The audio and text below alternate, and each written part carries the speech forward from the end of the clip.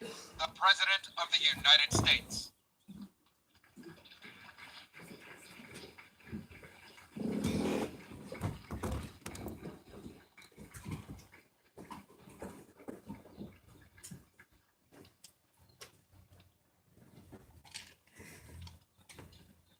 Thank you very much.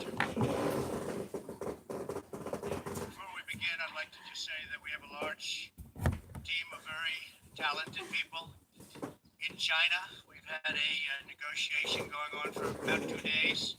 It's going extremely well. Who knows what that means, because it only matters if we get it done, but we're very much working very closely with China and President Xi, who I respect a lot. Very good relationship that we have, and we're a lot closer than we ever were in this country with having a real trade deal. We're covering everything, all of the points that people have been talking about for years and said couldn't be done, whether it was theft or anything, the unfairness. We've been losing on average $375 billion a year with China.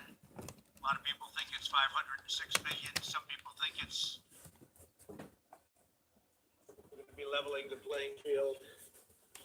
The tariffs are hurting China very badly. They don't want them, and frankly, if we could make the deal, it'd be my honor to remove them. But otherwise, we're having many billions of dollars pouring into our treasury. We've never had that before with China. It's been very much of a one-way street.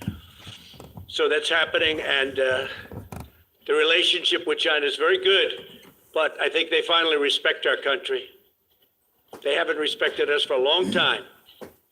Not for a long time. The UK and the US, as you probably have been seeing and hearing, we're agreeing to go forward and preserve our trade agreement. You know all of the situation with respect to Brexit and the complexity and the problems, but we have a very good trading relationship with UK, and that's just been strengthened further. So with the UK, we're continuing our trade, and we are going to actually be increasing it very substantially as time goes by. We expect that the UK will be very, very substantially increased as it relates, and that'll be announced over the next 24 hours, and many other things. A lot of positive things are going on. We're working on a summit, and you know all about the summit. It'll be in Vietnam, Hanoi, and we'll be meeting in Hanoi. I think a lot of you will be going, I suspect, and I hope we have the same good luck as we had in the first summit. A lot was done in the first summit. No more rockets going up, no more missiles going up, no more testing of nuclear. Get back our remains, the remains of our great heroes from the Korean War. And we got back our hostages. But we hope we're going to be very much equally as successful. I'm in no rush for speed. We just don't want testing. The sanctions, as you know, remain. Everything is remaining. China's been helping us, and Russia's been helping us. And South Korea, I think you can say, has been, we've been working very closely with South Korea, with Japan. But China, Russia on the border have really been at least partially living up to what they're supposed to be doing, and that's okay, as per the United Nations. So we will have a meeting on the 27th and 28th of February, and I think that will be a very successful one. I look forward to seeing Chairman Kim. We have also established a very good relationship, which has never happened between him or his family and the United States. They have really taken advantage of the United States. Billions of dollars has been paid to them, and we won't let that happen. But we think that North Korea and Chairman Kim have a tremendous potential as an economic force, economic power. Their location between South Korea and then Russia and China, right smack in the middle, is phenomenal. And we think they have a great chance for tremendous economic prosperity in the future. So I look forward to seeing Chairman Kim in Vietnam. Today, I'm announcing several critical actions that my administration is taking to confront a problem that we have right here at home. We fight wars that are 6,000 miles away, wars that we should have never been in many cases, but we don't control our own border. So we're going to confront the national security crisis on our southern border, and we're going to do it one way or the other. We have to do it. Not because it was a campaign promise, which it is.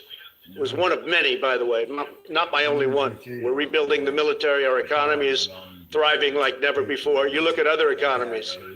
They're doing terribly, and we're doing phenomenally. The market is up tremendously today. Not that that's anything, but, because I'll go back in and they'll say, oh, the market just went down. But the market is getting close to the new highs that we created. We have all the records. We have every record, but we're getting close to that point again where we'll create new records. So our country is doing very well economically, and we've done a lot. But one of the things I said I have to do and I want to do is border security, because we have tremendous amounts of drugs flowing into our country, much of it coming from the southern border.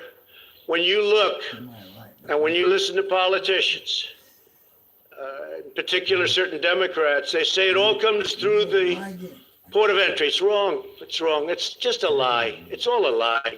They say walls don't work. Walls work 100%.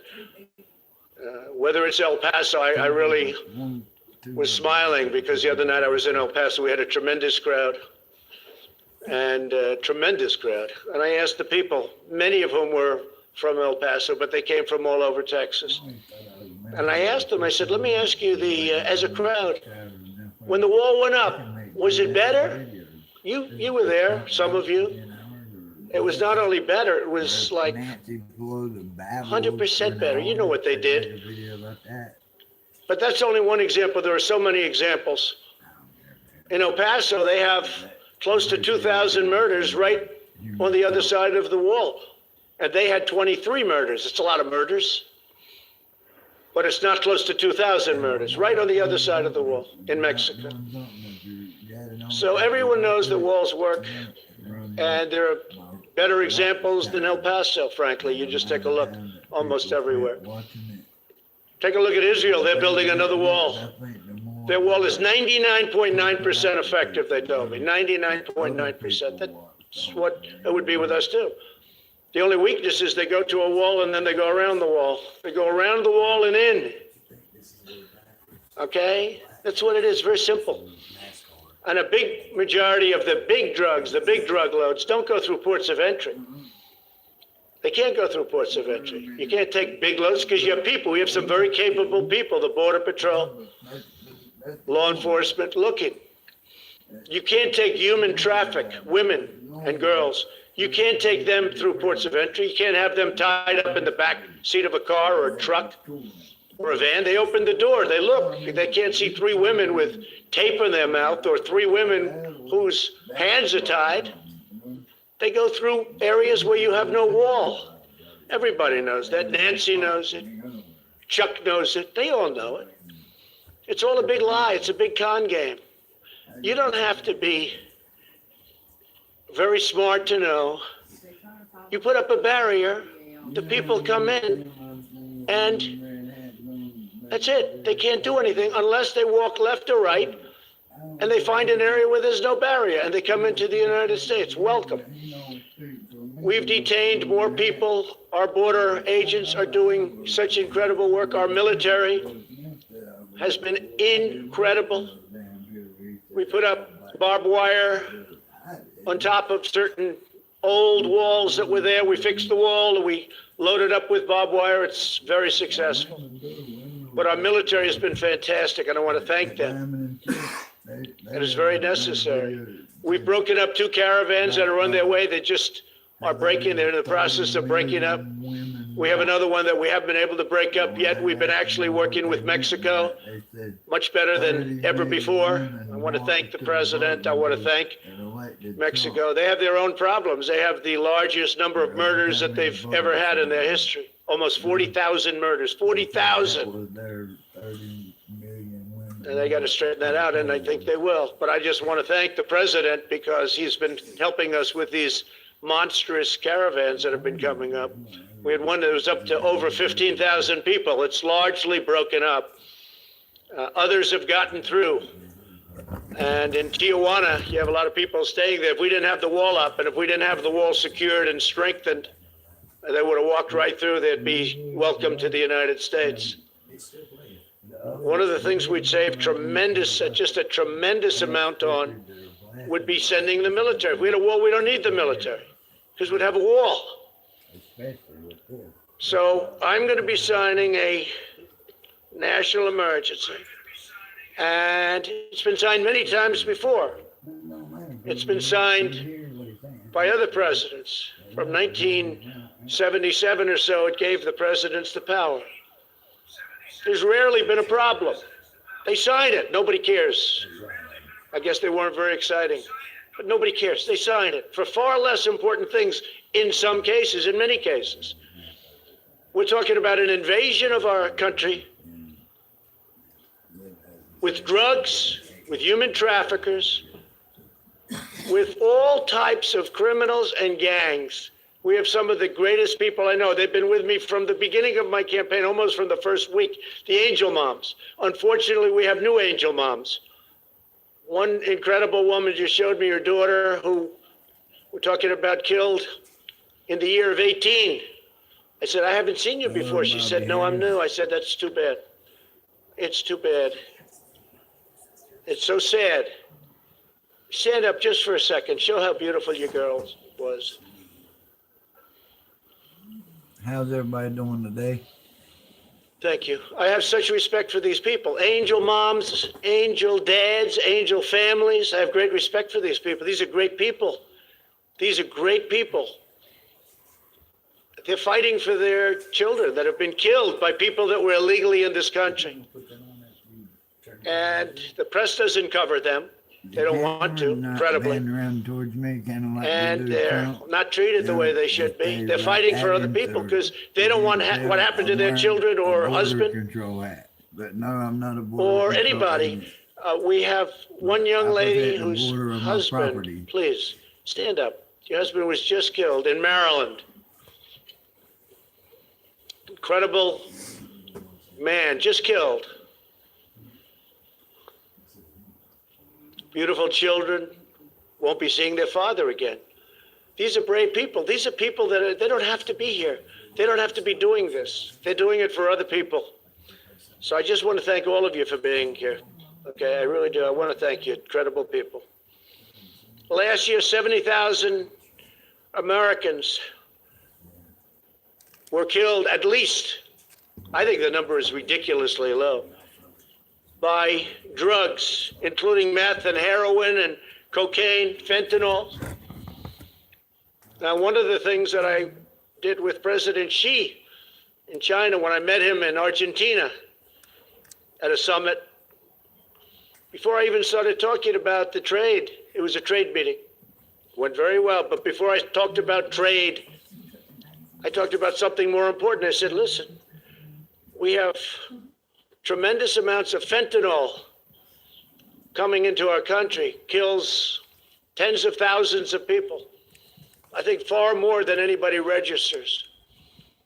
And I'd love you to declare it a lethal drug and put it on your criminal list. And their criminal list is much tougher than our criminal list. Their criminal list, a drug dealer gets a thing called the death penalty.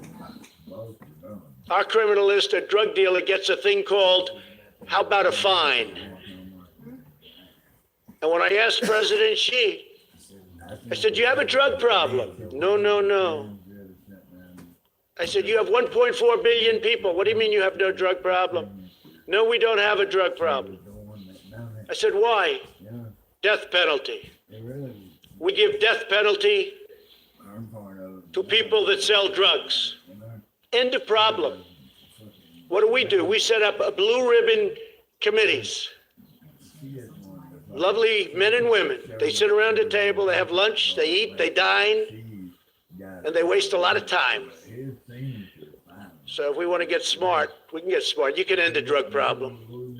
You can end it a lot faster than you think. But President Xi's agreed to put fentanyl on his list of deadly drugs, and it's a criminal penalty, and the penalty is death. So that's frankly one of the things I'm most excited about in our trade deal. You want to know the truth? I think maybe there's no more important point. We're going to make billions of dollars with this trade deal. It's going to be great for our country and great for China, I hope. Their market's down close to 40%. Our market's way up. We've picked up, since my election, trillions of dollars of worth. Trillions, many trillions. And China's lost trillions of dollars. But I want it to be good for China, and I want it to be good for the United States. So we'll see what happens. China's coming here next week, by the way. They're coming home, the traders.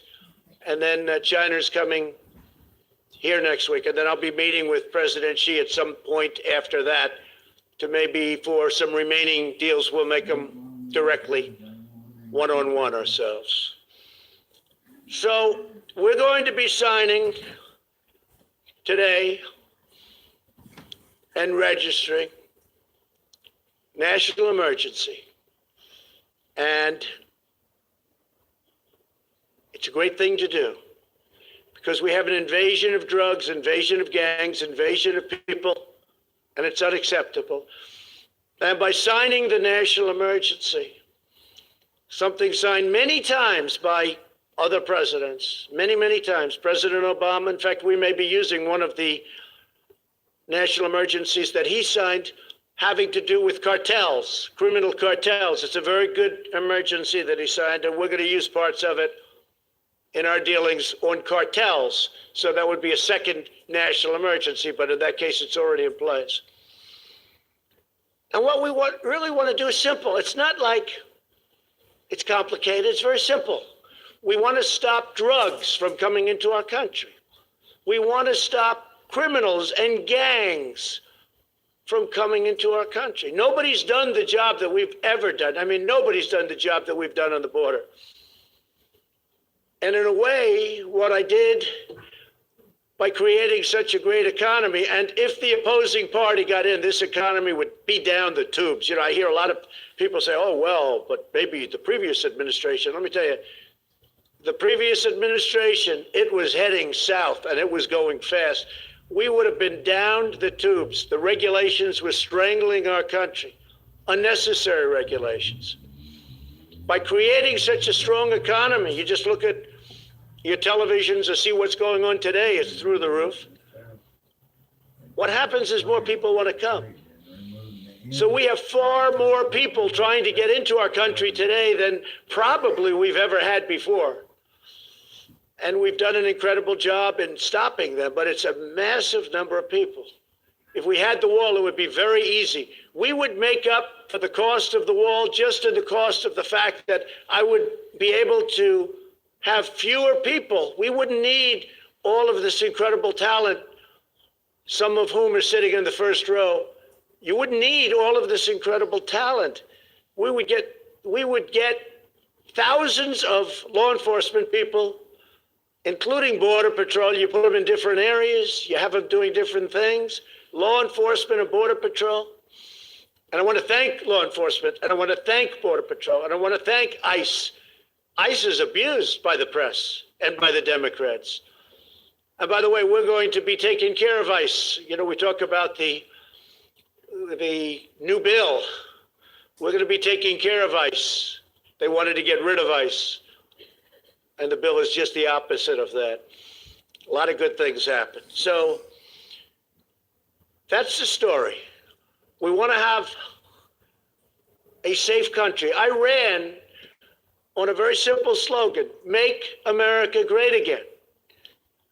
If you're going to have drugs pouring across the border, if you're going to have human traffickers pouring across the border in areas where we have no protection, in areas where we don't have a barrier, then very hard to make America great again. But we've done a fantastic job, but we haven't been given the equipment. We haven't been given the walls. And in the bill, by the way, they didn't even fight us on most of the stuff. Ports of entry, we have so much money, we don't know what to do with it. I don't know what to do with all the money they're giving us. It's crazy. The only place they don't want to give us much money, $1,375 million. Sounds like a lot, but it's not so much, although we're putting it to much better use than it used to be. A lot of the past administrations, it was easy to get, they didn't build, or they didn't do what they could have done. It would have been great. It would have been great to have done it earlier, but I was a little new to the job, a little new to the profession. And we had a little disappointment for the first year and a half. People that should have stepped up did not step up. They didn't step up, and they should have. It would have been easy. Not that easy, but it would have been a lot easier. But some people didn't step up. But we're stepping up now. So we have a chance of getting close to $8 billion. Whether it's $8 billion or $2 billion or $1.5 billion, it's going to build a lot of wall. We're getting it done. We're right now in construction with wall in some of the most important areas. And we have renovated a tremendous amount of wall, making it just as good as new. That's where a lot of the money has been spent on renovation. In fact, we were restricted to renovating, which is okay.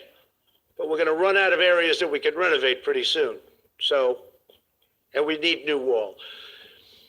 So I want to thank everybody for being here. I want to thank in particular the angel moms and dads for being here. Thank you very much. We have great respect for you. The real country, our real country, the people that really love our country, they love you. So I just want you to know that. I know how hard you fight, and I know how hard a fight you're having. I also want to thank all of the law enforcement for the job you do. Believe me, our country loves you, and they respect you greatly. And we're giving you a lot of surplus. We're giving you surplus military equipment, which a lot of people didn't like giving previous to this administration. But hundreds of millions of dollars of surplus equipment. And as we get it, as you know, we send it down, and you have much better protection. But I really appreciate you being here. So the order is signed, and I'll sign the final papers as soon as I get into the Oval Office, and we will have a national emergency, and we will then be sued, and they will sue us in the Ninth Circuit, even though it shouldn't be there. And we will possibly get a bad ruling, and then we'll get another bad ruling, and then we'll end up in the Supreme Court, and hopefully we'll get a fair shake, and we'll win in the Supreme Court. Just like the band, they sued us in the Ninth Circuit, and we lost, and then we lost in the appellate division, and then we went to the Supreme Court, and we won. And it was very interesting, because yesterday they were talking about the ban, because we have a ban. It's very helpful. Madam Secretary, is that right? Without the ban, we'd have a bigger problem. We have a ban $1 turned into certain a lot areas, of certain $1. countries, depending on what's going on in the world. Nancy. And we won, but somebody said, President Trump lost on the ban. Well, he was right. I lost at the law court. He didn't say that we ultimately won at the United States Supreme Court. They didn't want to say that. They didn't want to go that far. They were saying how I lost. The person sitting right up here, Donald Trump lost on the ban. Yeah, I did. And then I lost a second time. You should have said that too. And then it went to the Supreme Court and I won. Didn't want to take it that far. But we won on the ban and we won on other things too. The probably easiest one to win is on declaring a national emergency, because we're declaring it for virtual invasion purposes, drugs, traffickers, and gangs. And one of the things, just to finish, we have removed thousands of MS-13 gang monsters. Thousands. They're out of this country. We take them out by the thousands. And they are monsters. Okay. Do you have any questions? Yeah. John, go ahead. You were prepared. Mr. President, a lot of the money... Were you saying I was prepared? With the microphone and Oh, prepared I thought for you meant questions. I was prepared. I couldn't believe you said that. People don't like saying that. You were prepared for questions. I am prepared. I'm always prepared. A lot of the money that goes to count toward your $8 billion is money... And we're buying all new jet fighters, all new missiles, all new defensive equipment. We'll soon have a military like we've never had before. But when you think about the kind of numbers you're talking about, So you have 700 billion, 716 billion, when I need 2 billion, 3 billion out of that for a wall, which is a very important instrument, very important for the military because of the drugs that pour in. And as you know, we have specific rules and regulations where they have drugs and what you can do in order to stop drugs. And that's part of it too. We're taking a lot of money from that realm also. But when you have that kind of money going into the military, this is a very, very small amount that we're asking for. Now, go ahead.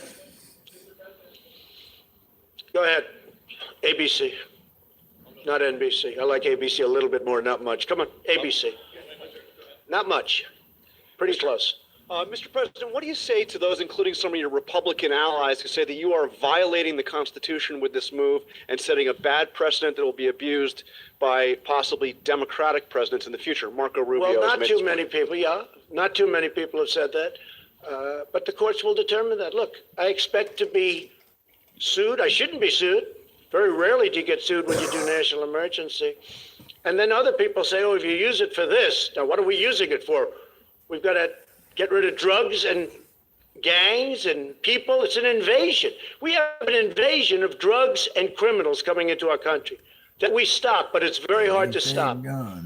With a wall, it would be very easy. So I think that we will be very successful in court. Not even Trump. I think it's clear. And the people that say we create precedent, well, what do you have, 56 or a lot of times? Well, that's creating precedent. And many of those are far less important than having a border. You don't have a border, you don't have a country. You know, we fight, before I got here, we fight all over the world to create borders for countries. But we don't create a border for our own country. So I think what will happen is sadly we'll be sued, and sadly it'll go through a process, and happily we'll win, I think. Go ahead. Let's go. Let's hear it, NBC. Come Thank you, Mr. President. I just want to say, when in the past, when President Obama tried to use executive action as it related to immigration, you said the whole concept of executive order, it's not the way the country's supposed to be run. You said you're supposed to go through Congress and make a deal. Will you concede that you were unable to make the deal that you had promised in the past, and that the deal you're ending up with now from Congress is less than what you could have had before a 35-day shutdown? I went through Congress. I made a deal. I got almost $1.4 billion when I wasn't supposed to get $1. Not $1. He's not going to get $1. Well, I got $1.4 billion, but I'm not happy with it. I also got billions and billions of dollars for other things. Port of entries, lots of different things. The purchase of drug equipment, more than we were even requesting. In fact, the primary fight was on the wall. Everything else, we have so much, as I said, I don't know what to do with it. We have so much money. But on the wall, they skimped. So I was successful in that sense, but I want to do it faster. I could do the wall over a longer period of time. I didn't need to do this, but I'd rather do it much faster. And I don't have to do it for the election. I've already done a long wall for the election, 2020. And the only reason we're up here talking about this is because of the election, because they want to try and win an election which it looks like they're not going to be able to do. And this is one of the ways they think they can possibly win, is by obstruction and a lot of other nonsense. And I think that I just want to get it done faster. That's all. Okay. Yes, ma'am. Go ahead. Thank you, Mr. President. Thank Roberta you. Rampton from Reuters. I wanted to ask about China. Do you feel that enough progress has been made in the talks to head off the increase in tariffs scheduled for March 1? Well, you know, you're talking to the wrong person, because I happen to like tariffs, okay? I mean, we're taking in billions and billions of dollars in tariffs from China. And our steel industry now, as an example, we tax dumped steel. Much of it comes from China at 25%. Our steel industry is so vibrant now again. They're building plants all over the United States. It's a beautiful thing. And from a defensive standpoint, and from any standpoint, you need steel. You know, you can do without certain industries. Our country cannot do without steel. So I love tariffs, but I also love them to negotiate. And right now, China is paying us billions of dollars a year in tariffs. And I haven't even started. Well, here's the thing. If we make a deal, they won't have to pay. You know, it'll be a whole different story. They won't be paying that, but we'll have a fair deal. There won't be intellectual property theft. There won't be so many other things that have gone on. And no other president has done this. No other president. We didn't have a deal with China. You had the WTO, one of the worst trade deals ever made, probably even worse than NAFTA, if that's believable, which is, hard to believe, because I think NAFTA was just a disaster. It was a total disaster for our country. And now we made the USMCA, which is going to be a great deal. And by the way, the USMCA from Mexico, that's United States, Mexico, Canada, that's where the money's coming from, not directly, but indirectly, for the wall. And nobody wants to talk about that because we're saving billions and billions of dollars a year if Congress approves that deal. Now, they might not want to approve a deal just because they'll say, one of the things I'm thinking of doing, this has never been done before. No matter how good a deal I make with China, if they sell me Beijing for $1, if they give me 50% of their land and every ship that they've built over the last 2 years, which is a lot, and they give them to me free, the Democrats will say, what a lousy deal. That's a terrible deal. Like ZTE, I got more than $1 billion penalty in a short period of time. And the Democrats said, oh, should have gotten more. When I made that deal, I said, this is incredible. I got over $1 billion penalty, plus they had to change their board of directors. They had to change their top management, but they had to pay over $1 billion. I said, what a deal. It took like a week. And the Democrats didn't even know there was a problem with ZT. I'm the one that fined him. I'm the one that settled it. Over $1 billion. And President Xi called me and he said it would be important to him if they could get a deal. And we made a deal, like in a short period of time.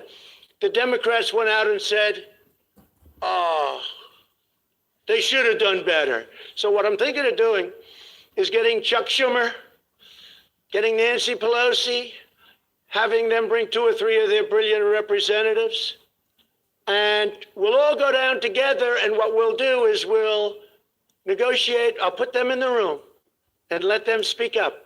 Because any deal I make with China, if it's it's going to be better than any deal that anybody ever dreamt possible. Or I'm not going to have a deal. It's very simple. But any deal I make with China, Schumer's going to stand up and say, oh, it should have been better. It should have been better. And you know what? That's not acceptable to me. So I'm thinking about doing something very different. I don't think it's ever been. I just don't want to be second guessed, but that's not even second guess. That's called politics. Sadly, I'd probably do the same thing to them. Okay? But any deal I make, toward the end, I'm going to bring Schumer, at least offer him, and Pelosi. I'm going to say, please join me on the deal. And by the way, I just see our new Attorney General is sitting in the front row. Please stand up, Bill. Such an easy job he's got. He's got the easiest job in government. Thank you, and congratulations. That was a great vote yesterday. Thank you very much. Yes, go ahead. Go ahead. In your remarks, sir, you said that you were too new to politics earlier in your administration when you would have preferred that this be done. Is that an admission of how you might be changing on the job? And well, I'm learning. I mean, I am learning. Don't forget, it's not like I've done this for. A senator came into my office and said, I've been running for office for 30 years. I've won 7 out of 7. I did lose a couple when I was younger. I said, well, I've won 1 out of 1. But, I never did politics before. Now I do politics. I will tell you, I'm very disappointed at certain people, particular one, for not having pushed this faster. Are you referring to Speaker Ryan, sir? Who? Speaker Ryan? Let's not talk about it.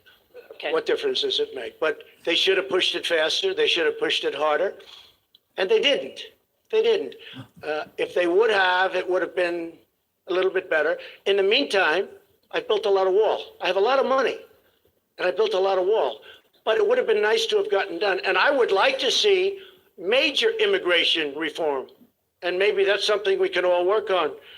bill where we all get together and do major immigration reform, not just for a wall, for a barrier, for port of entry, for other things. We have a real problem. We have catch and release. You catch a criminal and you have to release him. We have so many other things. You have chain migration, where a bad person comes in, brings 22 or 23 or 35 of his family members because he has his mother, his grandmother, his sister, his cousin, his uncle. They're all in. You know what happened on the West Side Highway?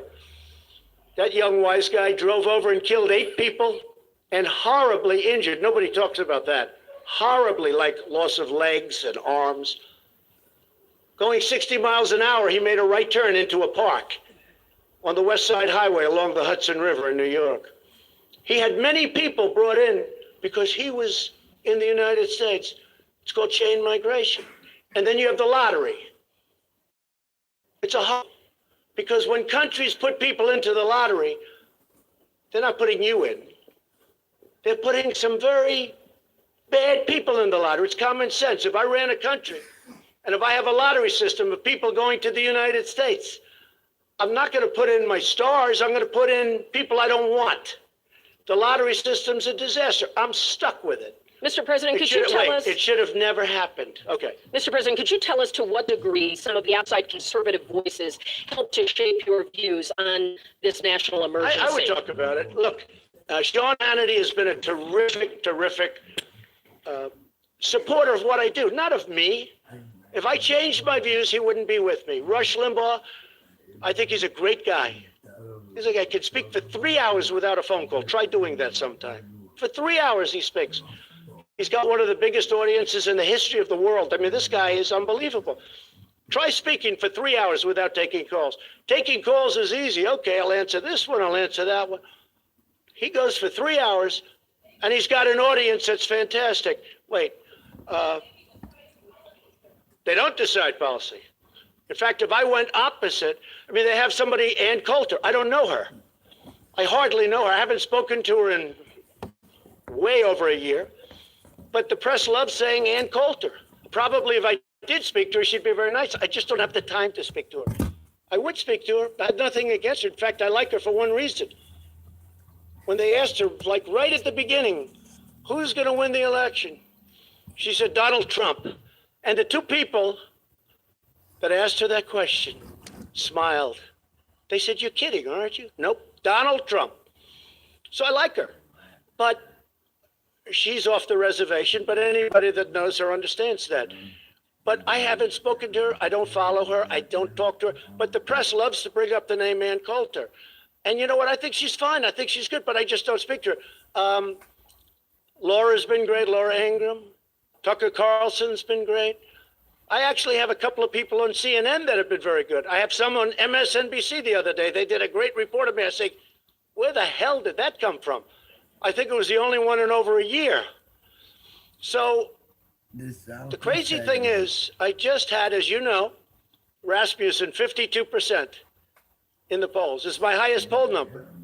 And people get what we're doing. They get it. They really get it. And I'm honored by it. Yes, Jim Acosta. Thank you, Mr. President. I wonder if you could comment on this disconnect that we seem to have in this country, where you are presenting information about what's happening at the border, calling it an invasion, talking about women with duct tape over their mouths and so on. And yet there's a lot of reporting out there. There's a lot of crime data out there. There's a lot of Department of Homeland Security data out there that shows border crossings at a near record low. That shows undocumented immigrants committing crime at lower levels. That shows undocumented criminals or undocumented immigrants committing crime at lower levels than native-born Americans.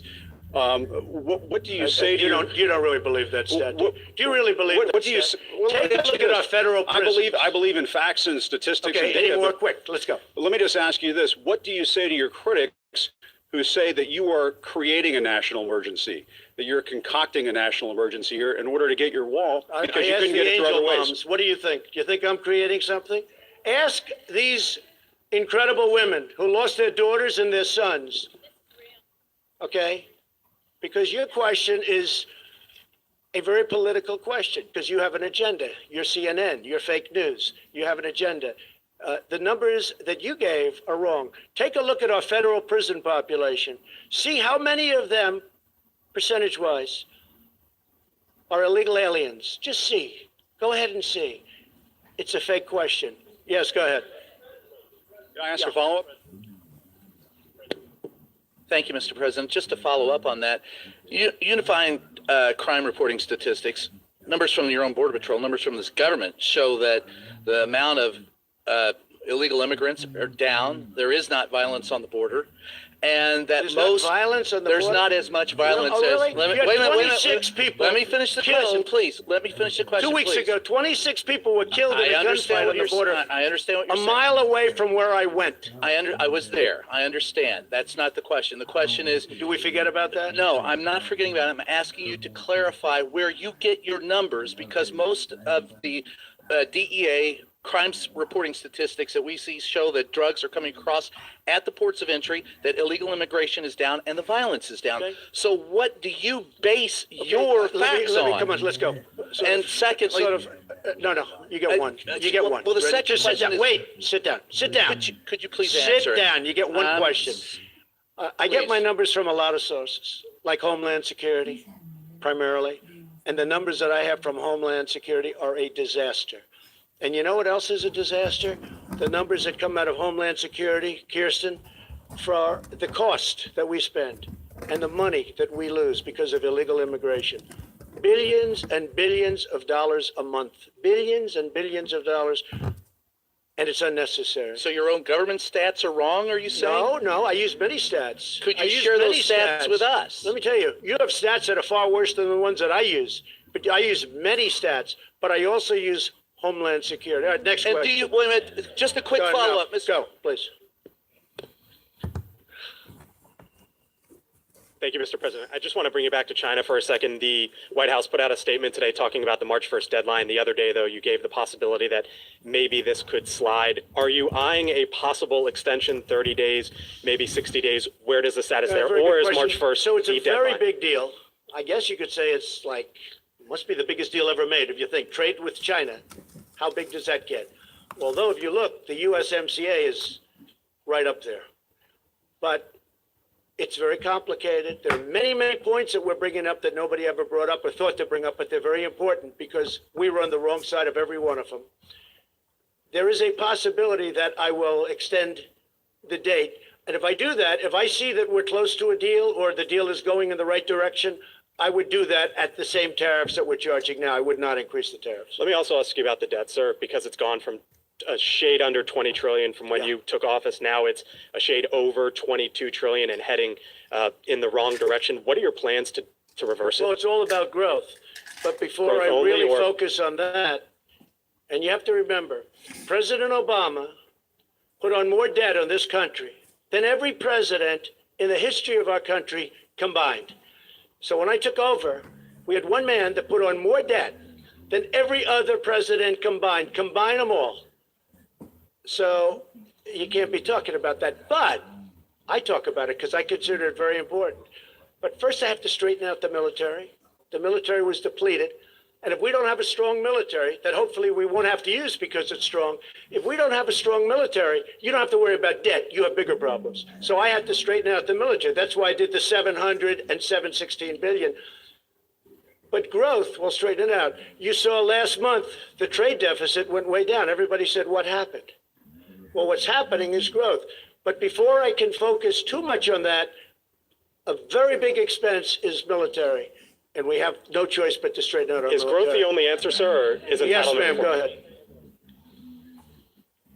Thank you, Mr. President. On North Korea, back on the last summit, you guys came out with a pretty general agreement. Yes. I was wondering what you thought has, been accomplished since the last summit, and then A lot. are we going to be seeing anything lot's been concrete on accomplished. Okay. denuclearization? Yeah, a lot's been accomplished. We're dealing with them. We're talking to them. When I came into office, I met right there in the Oval Office with President Obama. And I sat in those beautiful chairs and we talked. It was supposed to be 15 minutes. As you know, it ended up being many times longer than that. And I said, what's the biggest problem? He said, by far, North Korea. And I don't want to speak for him, but I believe he would have gone to war with North Korea. I think he was ready to go to war. In fact, he told me he was so close to starting a big war with North Korea. Now, where are we now? No missiles, no rockets, no nuclear testing. We've learned a lot. But much more importantly than all of it, much more important than that, is we have a great relationship. I have a very good relationship with Kim Jong-un. And I've done a job. In fact, I think I can say this. Prime Minister Abe of Japan gave me the most beautiful copy of a letter that he sent to the people who gave out a thing called the Nobel Prize. He said, I have nominated you, or respectfully on behalf of Japan, I am asking them to give you the Nobel Peace Prize. I said, thank you. Many other people feel that way too. I'll probably never get it, but that's okay. They gave it to Obama. He didn't even know what he got it for. He was there for about 15 seconds and he got the Nobel Prize. He said, oh, what did I get it for? With me, I probably will never get it. But if you look at Idlib province in Syria, I stopped the slaughter of perhaps 3 million people. Nobody talk about that. They don't talk about that. Russia and Iran and Syria were going to go in and perhaps destroy 3 million people in order to get 45,000 terrorists. And I heard about it from a woman who had her parents and her brothers living there, and she said, please, please. And I said, no, it can't happen. What are you talking about? No, they're going to get, and I come home and I read a certain paper where the story was there that they were actually forming to go into, to really do big destruction. And I put out a statement that you better not do it. And in all fairness to Russia and Iran and Syria, they didn't attack, or they're doing it surgically at least. Saved a lot of people. We do a lot of good work. This administration does a tremendous job, and we don't get credit for it. But I think the people understand what we do.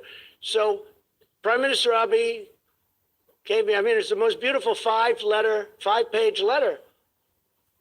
Nobel Prize, he sent it to them. You know why? Because he had rocket ships and he had missiles flying over Japan. And they had alarms going off, you know that. Now all of a sudden they feel good, they feel safe. I did that. And it was a very tough dialogue at the beginning. Fire and fury, total annihilation. My button is bigger than yours and my button works. Remember that? You don't remember that. And people said, Trump is crazy. And you know what it ended up being? A very good relationship. I like him a lot and he likes me a lot. Nobody else would have done that. The Obama administration couldn't have done it. Number one, they probably wouldn't have done it. And number two, they didn't have the capability to do it. So I just want to thank everybody. I want to wish our new Attorney General great luck and speed and enjoy your life. Bill, good luck. A tremendous reputation. I know you'll do a great job. Thank you very much. And thank you, everybody. Thank you very much. Thank you.